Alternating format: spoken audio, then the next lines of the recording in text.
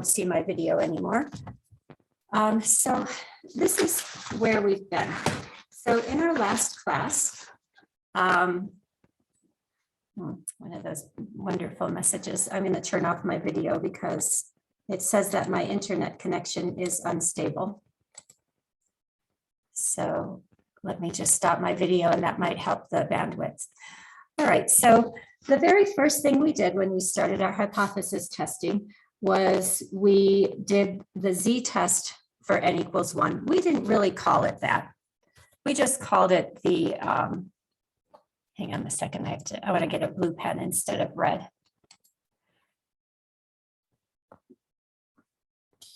We did the z-test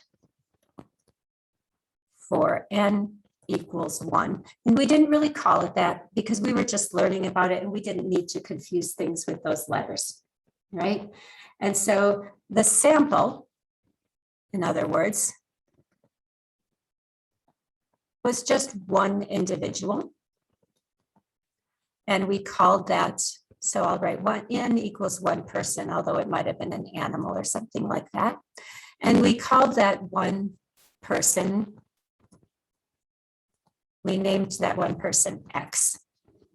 And you remember that, right? We were always saying X and comparing the X value to some other value. And we knew that we could use this normal Z distribution. We had learned about it.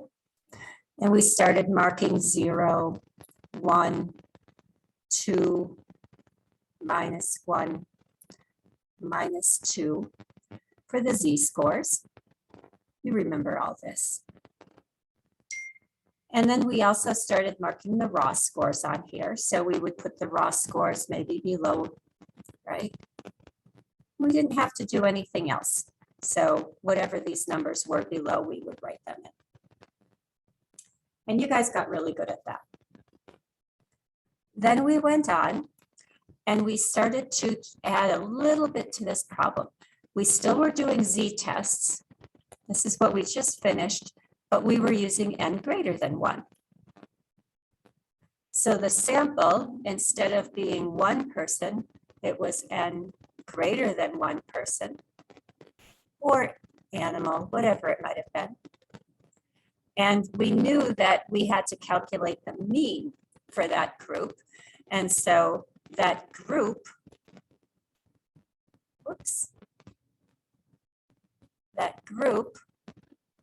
we started to call it our mean. We calculated the mean for the group. And we were still relying on this general distribution. But what we had done was we had drawn out a sample. You know, we draw our samples. Here's our individuals, right? We had drawn out a sample of individuals. And it looked something like this, right? This is our sample.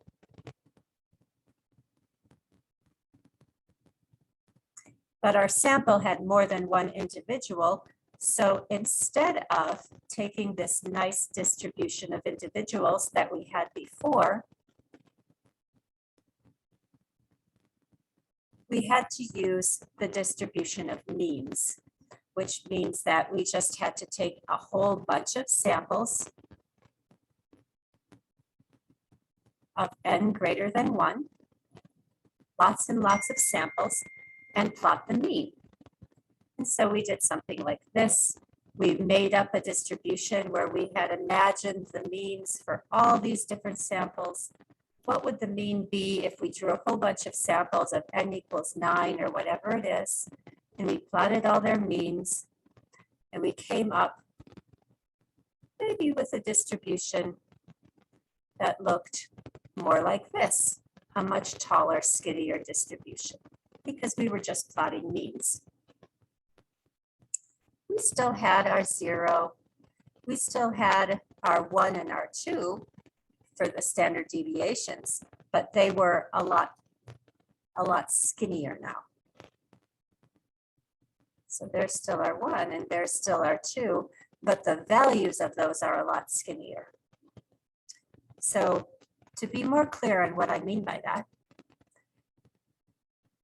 If in step 1, our raw distribution was 50 with standard deviation 10, we had 50, 60, 70 here for our raw scores, 40 and 30. The raw scores are still the same here. 50, there's our regular distribution. 60 is still here, 70 is still here, 40 is still here, 30 is still here, but the z-scores, the standardized scores, are a lot skinnier. And so if we look at the distance from here to here on this scale, we know it's a lot fewer points. So if this concept is still foggy to you, that's okay.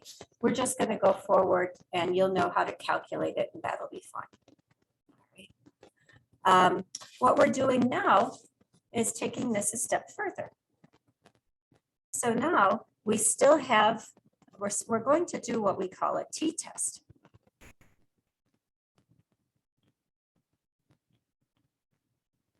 And we call it a t-test. Here, the z distribution referred to just the normal distribution. The normal distribution, just the standard distribution with standard properties. Now we're going to use a slightly different distribution, and it's called the t-distribution. We're going to be working with n greater than 1. So our sample size is still going to be n is greater than 1 person. And the sample that we draw, we're going to be using their mean. So this is just the same as what we've been doing with the z-test. But we're going to run into a problem. And the problem that we're going to run into is this. When we did our first z-test, we had known information about the spread.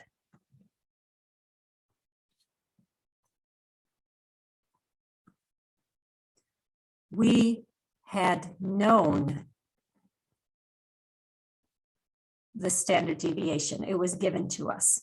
We knew it.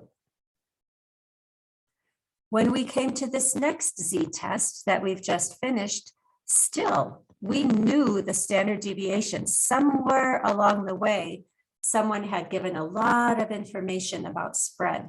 And so for our data set, we knew the standard deviation. Now we're coming into a situation where we do not know the standard deviation, or I should say that.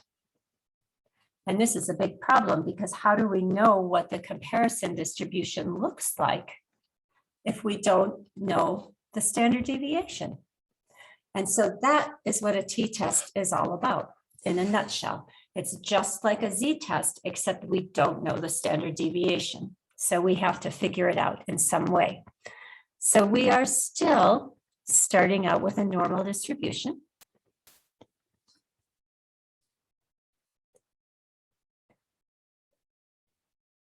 We have maybe still the same raw scores, 50. Actually, no, I'm not going to write those in. That wouldn't be accurate.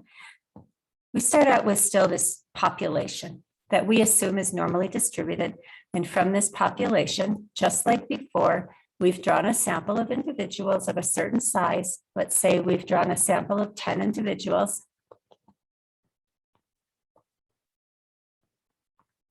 And so this is our sample that we've given some treatment to. And we know that it's not fair to compare a group with a bunch of individuals. So we know that that's a problem right off the bat. So we're still going to be working with that. But the problem is that now we have to estimate the standard deviation. So we're going to be learning how to do that today. Because it's unknown, we have to estimate the standard deviation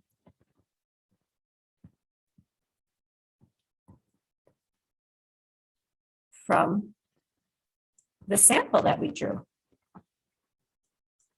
And so we assume this. We assume that the variance or standard deviation, I'm going to use the word variance now, or let's just stay with the word spread. We know that the spread of the population will resemble the spread of the sample.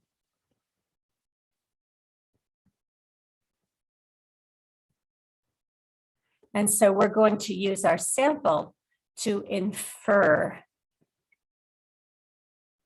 the spread of the distribution.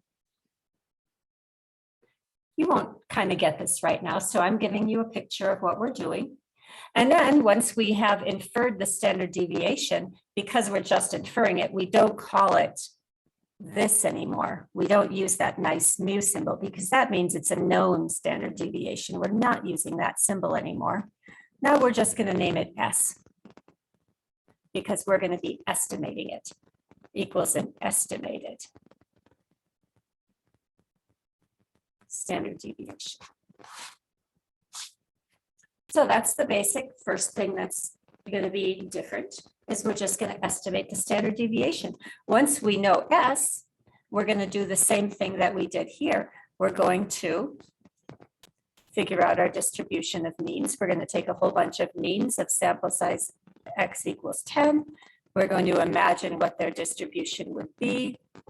And we're going to use the exact same formula to figure out the distribution of means. This is the distribution of means. And this is the distribution of means. So that's the same thing. So the only thing that's different right now between these examples, the only thing that's different is that we have to estimate the standard deviation from the sample. So one of the first skills that you have to learn today is how to do that. And it really isn't that hard. It's a very, very slight difference from things you've already done before. So you're going to learn how to do that. Instead of having it given to you, you're going to estimate it. The next difference that we have to do is a really score. In the first example, it was a z-score. In the second, what we've been doing yesterday and the last couple days, it's still a z-score. In both these situations, we calculated it in the same way.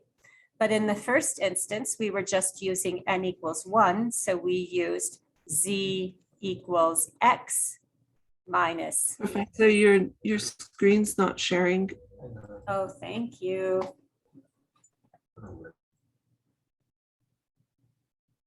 You went offline for a while. Yeah, it's We only see your picture.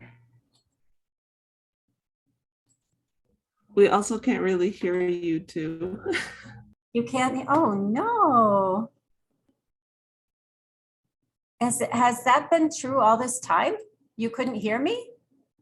Well, we could hear you, but it kept like breaking up, like it would stop and then we would hear you again. Okay. Is it I better tried when sending you a message. better when I'm up in the classroom? Does that happen when Yeah. it's a little better? No. It's Yeah, it better doesn't happen when you're in the classroom. classroom. I heard two of you at the same time, so I didn't understand. Is it better in the classroom?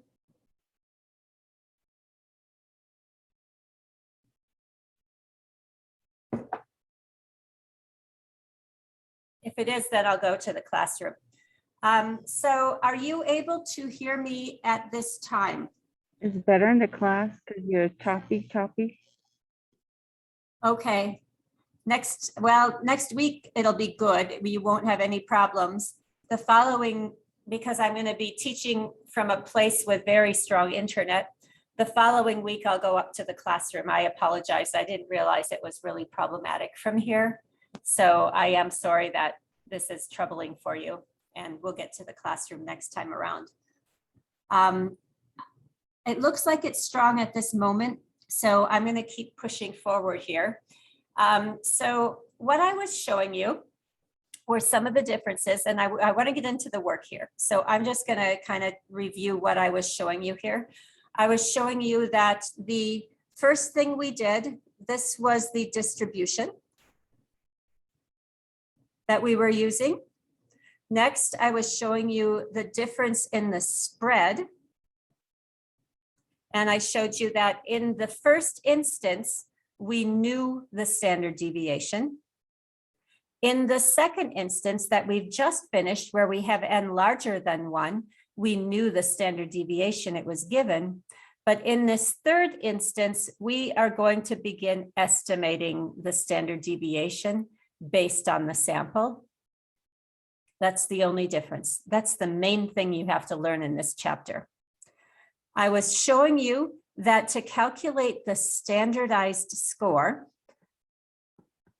the process is almost identical to what we've been doing.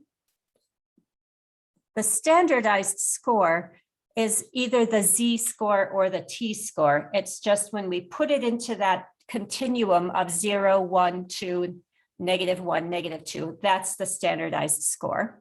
And in the first case, we calculated it, the z-score was the standardized score, and we used x minus the mean divided by the standard deviation. In the second case, we used the z-score as the standardized score, and we calculated it almost the same, but instead of x, we substituted m. We still subtracted the mean, and we still divided by the standard deviation, but the standard deviation was the one that we knew for the distribution of means.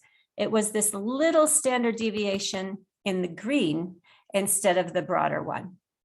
So that's what we did. And in this third instance that we're going to now, we're going to be using a t-score instead of z. That's just the name of the standardized scale we're using. It's like using centimeters instead of inches. It's similar like that. And the formula, though, is almost the same. T equals still m, still minus the population mean, sample mean minus population mean, still divided by the standard deviation for the distribution of means, but it's estimated, so we're just going to give it a different name. We're going to call it S for the distribution of means. So all of these are exactly the same thing. We figure out the difference between the sample and the population mean, and we divide by the standard deviation. We just have to choose the right standard deviation. And so that's exactly the same. It's just slightly different names that we're using. The cutoff points in example 1, we use the standardized cutoff points from the scale that we've looked at in our first example. We know we had a one-tailed test, a two-tailed test. We knew that we used the cutoff points of 0.05 and 0.01. This is all going to stay the same. The only thing that's going to be different is what those cutoff points actually are. In our first two tests, we knew that a one-tailed test, these are the tails. One-tailed test just means that we're looking for a value in one tail. So you could have one-tailed low,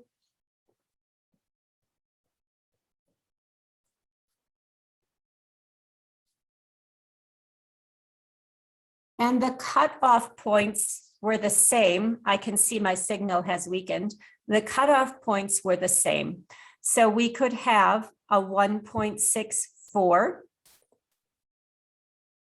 or negative 1.64 or 1.96, meaning that we were looking for values that were either 1.64 or 1.96 standard deviations from the mean, or we could have a two-tailed test, and a two-tailed test would be 2.33 standard deviations from the mean, either plus or minus. It could be high or low.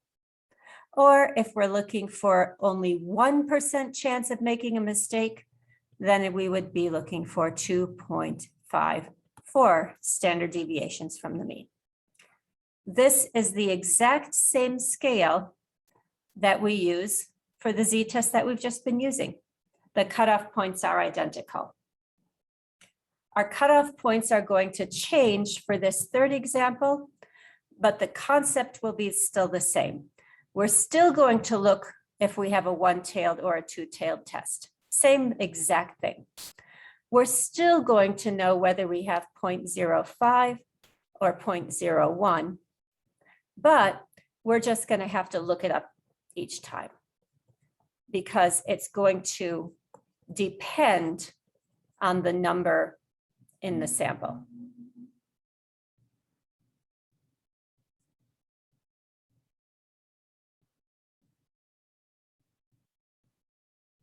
That's it, people. These are the things that you need to learn in this particular chapter. Is my voice really bad right now?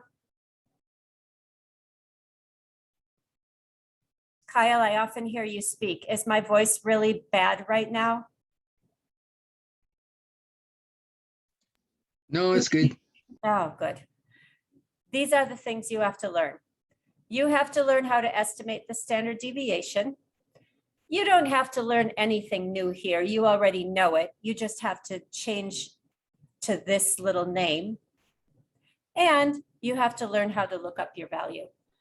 Other than that, if you knew what we were doing in the last chapter, you'll know what we're doing in this chapter. And that's the end of what I show you. Now we're going to go into your guided practice. So I'm going to pull up the guided practice, if I can here, and show you how to do this stuff. It got lost. It's lost in the middle of my two screens. I think I have to minimize my whiteboard and see if I can locate it here.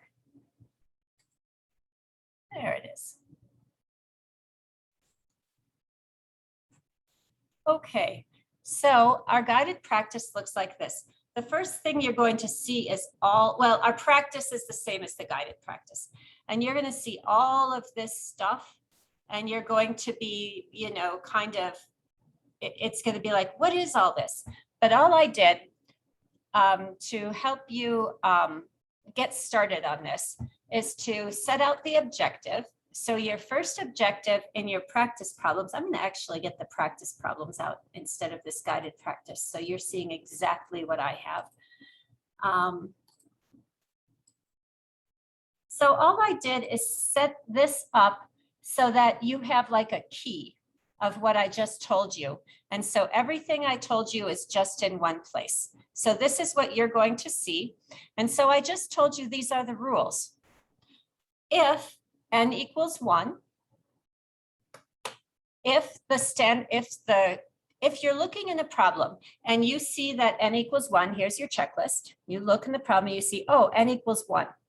Right away, you know that you're going to use the z distribution cutoff points. You don't even have to go any farther. As long as you know this, the mean and standard deviation. If those are given, your answer, you're going to use the z distribution. If n is greater than 1, n just means the number of people in the sample, you're still going to use that z distribution, but you're going to be using the distribution of means. So this is the key point, the distribution of means.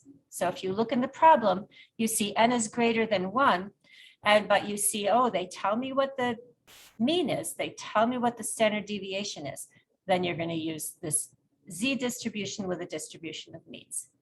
The case we're working with now, n greater than 1, and you know the population mean, but you don't know the standard deviation, then you're going to use the t distribution of means for sample size n,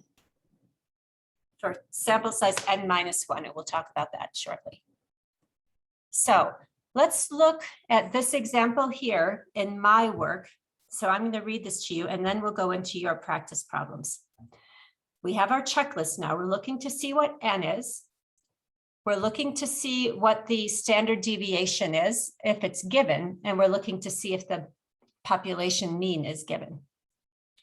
So Dr. Melly gathered data on sensation seeking from 35 people who struggled with addiction.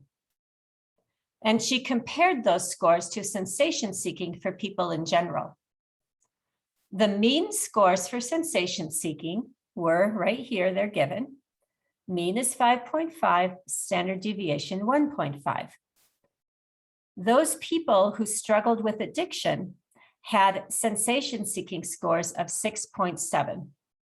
So I've enlarged this problem for you. I want you to check if N, what's N? And do we know mu? And do we know standard deviation? So please look at this problem and see what you come up with for each of these.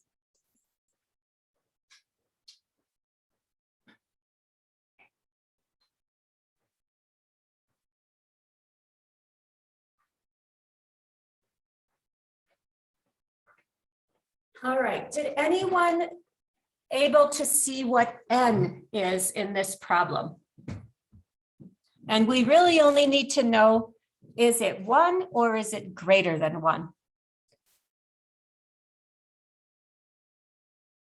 And I see in this problem that N is greater than 1. N is 35, so I'm going to put N is greater than 1. Mu, I don't even have to write down what mu is, but I can see that it's known.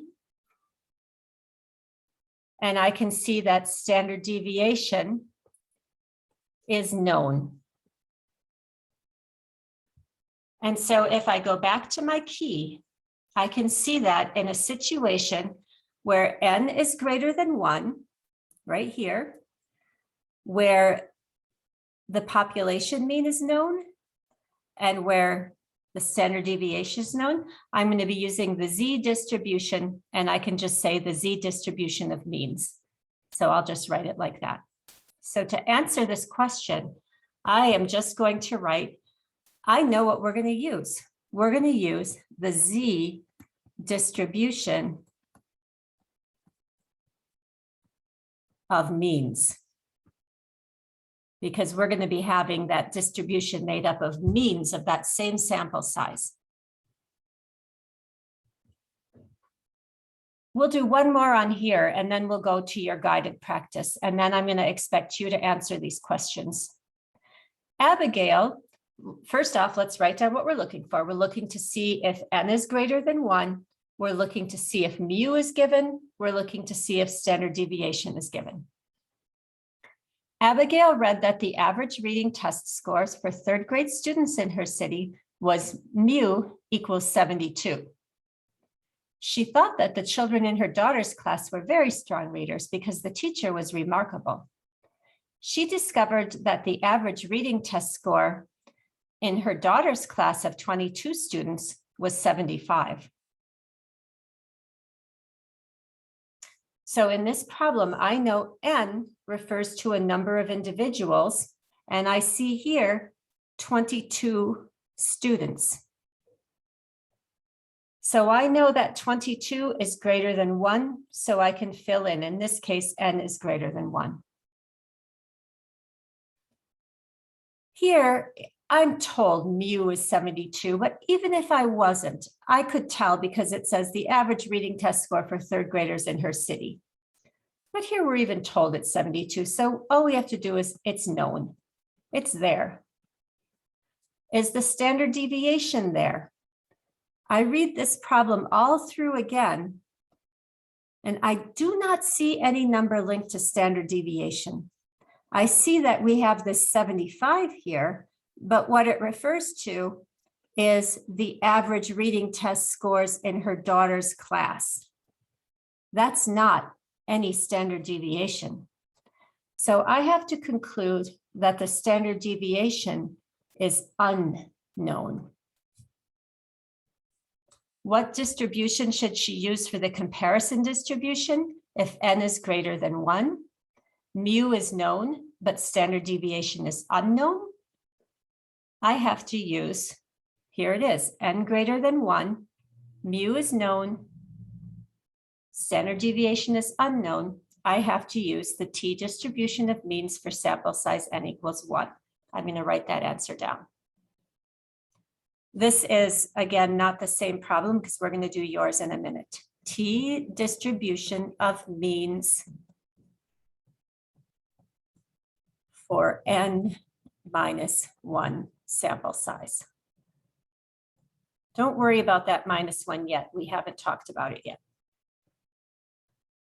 Last problem on the guided practice. Frida felt pretty good about her score on the graduate records exam. She earned a score of 162 on the verbal section. The average scores for students on this section was 149.97. Standard deviation equals 8.5. She wondered whether her score was significantly different than average. What we're looking for is the same thing. N, do we know the mu? Do we know the standard deviation? In this case, it looks like we're talking about a score of 162, Frida's score. She's just one person, so n equals 1. Mu, I see here it's given because it says the average scores for students on this section is 149.97, so it's known. And standard deviation is given. It says right here, standard deviation equals 8.5, so it's also known. So let's look up at our chart and see what we need to use when n equals 1, when the mu is known, and when the standard deviation is known. And the only one of these that has n equals 1 is right here. Mu is known, standard deviation is known, so I'm going to just use the z distribution according to that chart. So I'll put that right here. The D distribution for individuals, population of individuals. We don't have to figure out the distribution of means because we just have one score, X. Questions about this before we go to have you do the guided practice, which we'll go through together, but you're going to put in your answers and tell me what you think. So I don't want to write on it actually because that's not the best thing. So here's yours. Remember what you're looking for. You're looking for n. You're looking to see whether mu is given and whether sigma is given. I'm going to read the problem and then let you look for the information. And I'll type in the question and I want you to type your answer in as soon as you know it. Dr. Kenny gathered happiness data from 10 students in his meditation class to see if they were happier than the happiness of people in general, whose levels were mu equals 5.5, standard deviation equals 1.5. His students reported average happiness levels of 6.4. The question is, what distribution should he use? And to tell that, you have to know whether n is 1 or greater than 1, whether mu is known or unknown, whether standard deviation is known or unknown. I'd like you to look at this, and into the chat box, I'd like you to type what distribution you think we would be using. Thanks, Shanyel, for answering the question earlier. So based on n, mu, and sigma, which is standard deviation, what distribution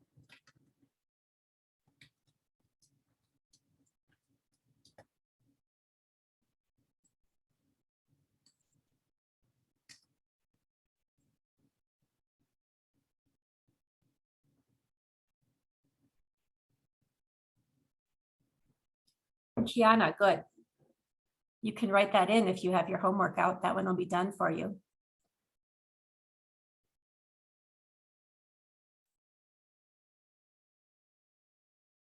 Others of you. N, the number of individuals, mu, the mean, and sigma, the standard deviation.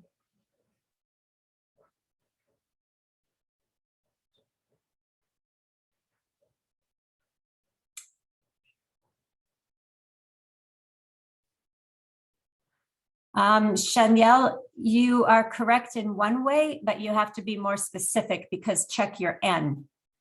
What is N in this problem?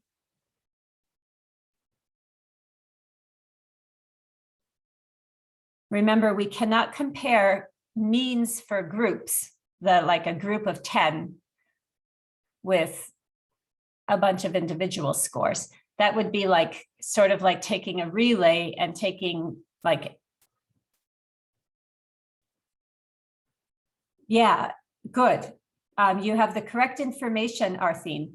What conclusion can you draw from this? Go back up to that chart. So several of you have concluded that N equals 10.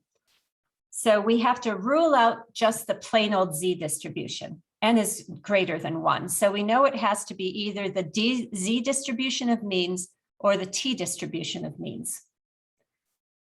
Mu is known. I see Arthine said. Sigma is known, Arthine said. Which test do we use then? Which comparison distribution are we using given that information? Very good, Arthine. Write that in. Shanielle, do you see what distribution you're using? The Z distribution of, yeah, yes. I haven't seen responses from Yolanda, from, let me see here. I have to find my list of who's here again. I didn't see Ashley or Kyle, Kitana, Yolanda. I didn't see your thoughts on this yet. I'd really like to, so I know if you get it, but if I don't see them soon, I'll have to go on so the rest of the class isn't slowed down. I hope that made sense to you. Thank you for participating, Arthine, Kiana, Shanielle, Kyle. We're going to go on to the next problem. After 6 weeks of practice, Frederica finished the 10K run in 42 minutes. This one's trickier. Look we have lots of numbers in here, so you have to figure out what numbers are important. So we have Frederica, one person, finished the 10K run in 42 minutes. She knew the average time for people her age was 59 minutes. Standard deviation equals 12. Did her practice pay off? Was her time significantly better than others in her age cohort? What distribution should she use? You're looking for first N. See if you can find N here. How many people are we using?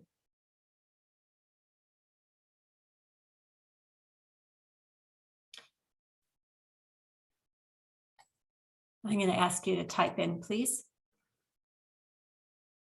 That's not correct, Kyle. Take one more look here.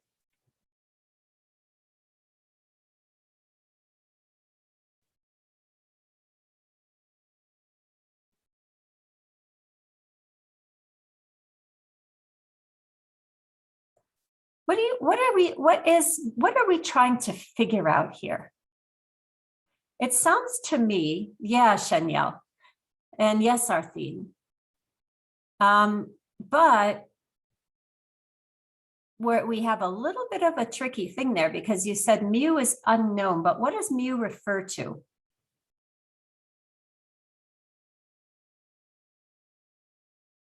Mu refers to the population mean. And remember, another word for mean is average. And so even if they don't specifically say mu, I'm trying to do that for you to make it easier, but you know what that means. And so if it says the average time for people her age was 59 minutes, then you know that that is the same as mu, even if they don't say mu.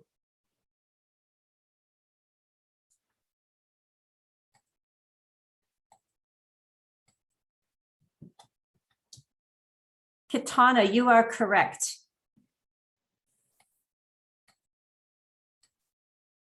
The point that I made just now that couldn't be heard, I'm going to write.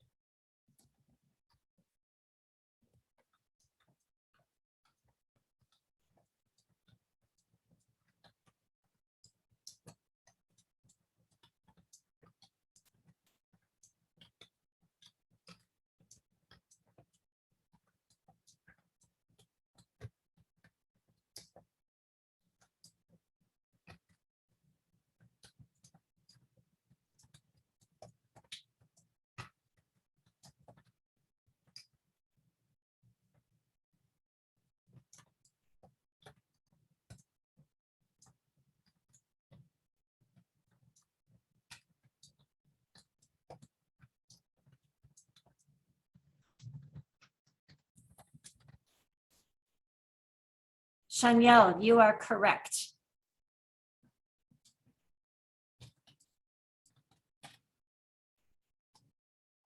Okay, I'm going to write in this, so I'm just going to change out the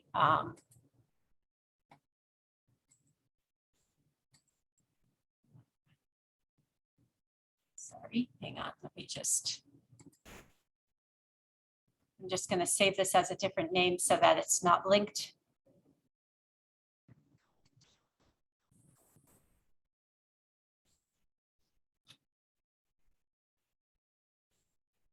All right, so let's just parse this one out a little bit more. This had a lot of numbers. What numbers are relevant and what numbers aren't relevant? So we have the number 6 here.